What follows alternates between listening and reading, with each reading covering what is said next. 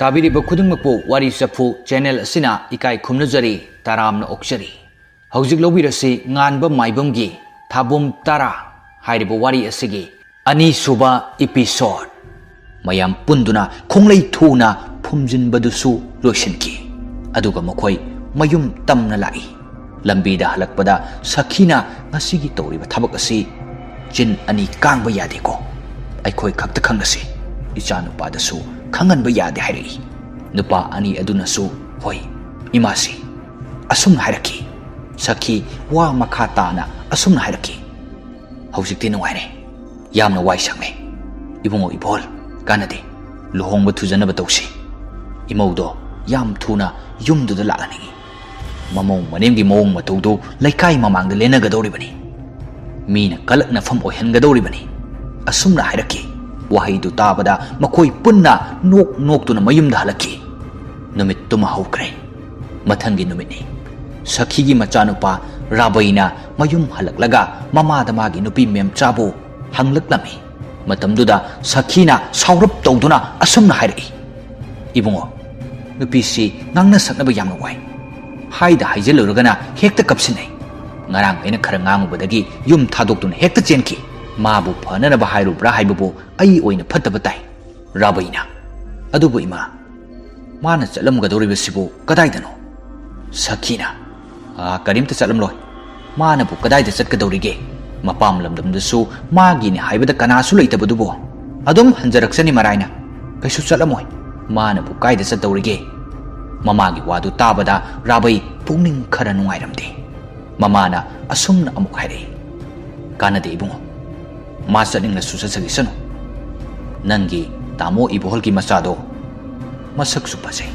sel su yamna pai madu ko oina chawna luhongna tawsi aidi masi yamna nungsi imaudum oiningi mamagi wahi tarba matungda rabaina asumna hairaki ima memchado aigi nupini imagi na imo adugi su matakta angang unagadabagi tha suchilaktuna angang unagadaba hayeng hangchita ngaisilakbani nasu phangadoriba imana adugumba wadu taningde phana saurasu phana nungsidrasu namau nupini aina sum yengbada imana memcha si imau nupi oina khanba ngamde aina sum yengbada memcha si namau nupi oina khanba ngamde haibase ai khangi mama macha ani do wari sanaringai marakta khanghoudana radis syamna asumna hairaki ibungo sengna hairabada memcha si imau oiba pamde mana chaningba mafamda chatsakisanu nangisu noi tamo ibolgi machan nupiduga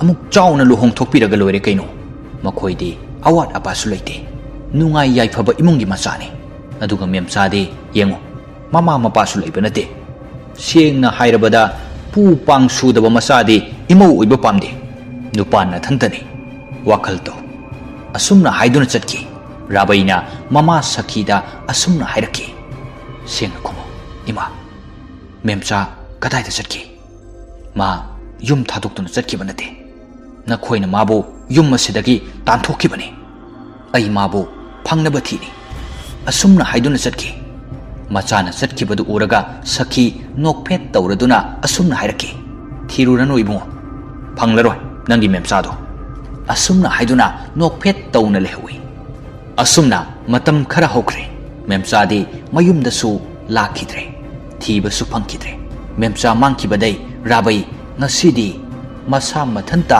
ningamjadaba pokjare mamang thakta memchada tawbikibadu ningsingluraga nungaitaba pokjai aduga rabai amadi memcha makhoi ani pakhang leisa oringagi wari mayam singdu ngasidi ningsing momon nokjai haukiba mayamdu tapna ningsingi nongba rabai na mamanaba kharaga lam koiba laklami chak chanaba oina makhoina asum lakpada lambi mapanda leiriba pukri achouba adudagi sanapun paibi nupi khara sing sokluraga mathakta karakpa adu rabai ga lakminariba sing aduna punna urami rabai gari gi thongnaw adudagi makuk tu lithuklaga leiriba mayam maraktudagi masak matau phajarabi masam joy thadaduna mamai khara paklap tawbi nupi duda munna yengi lakminariba amana asumna laknarai Hais, ngasidi aigi itaw Rabai si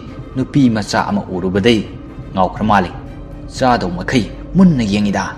Asumna haiduna mayamdu Rabai da noksilai. Rabai na itaw asigi maraksidagi mamai khara pakpa masam sangba joy thadaduna chaliba nupi si ai pungaw ngawre bai.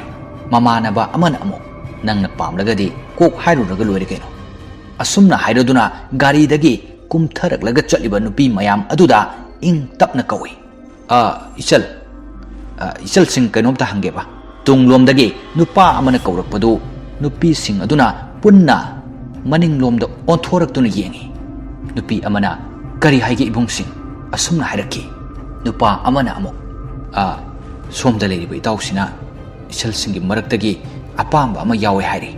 Aduda ichal singi paukhumbu nupi amana kanano aikhoigi maraksidagi haina hangai. Nupa aduna amok asomda leiriba ichal asibuni asumna hairaki. Nupi aduna amok nupi khanba yamna hiko. Masak phajaba nupanina masak phajabi nupi khaliko.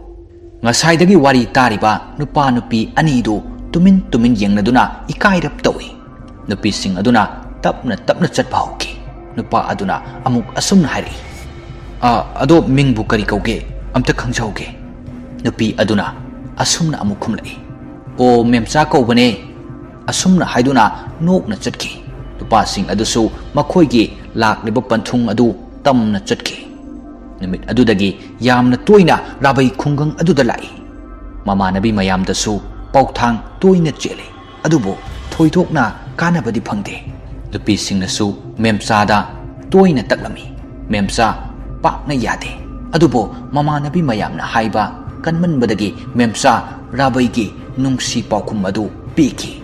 Memchana yare haibaga Rabai asuki matik haraujai. Madugi matungdagi Rabai amadi memcha toina unaki. Memchana yamna toina hai. Tamo Rabai. Aidi yamna lairaba machani. Adugisu matakta ima ipasu amata leitre. Ibok asonbisina aibu yengsinbiribasini. Sengna hairabada aidi pupang suba machanate. Aduga Tamo Rabai hoidi sel thum yamna paiba sanga yamna chauba ahal lamansu matik chana lei. Aduga aigidi yengo yamna khene. Tamo hoigi imungi ahal laman singnasu aibu imungdugi mau oiba pamloi. Nupi asina hairakpa wahi asi tabada Rabaina asumna mu hairei. Adumna haino migi mi chap manai.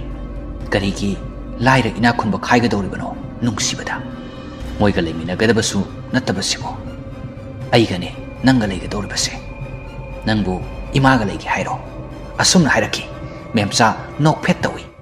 Ngasigi oinadi matang sida loisinjare mathangi episode wari asi karam torokpage haibadu mayam punna amuk ngaiminasi.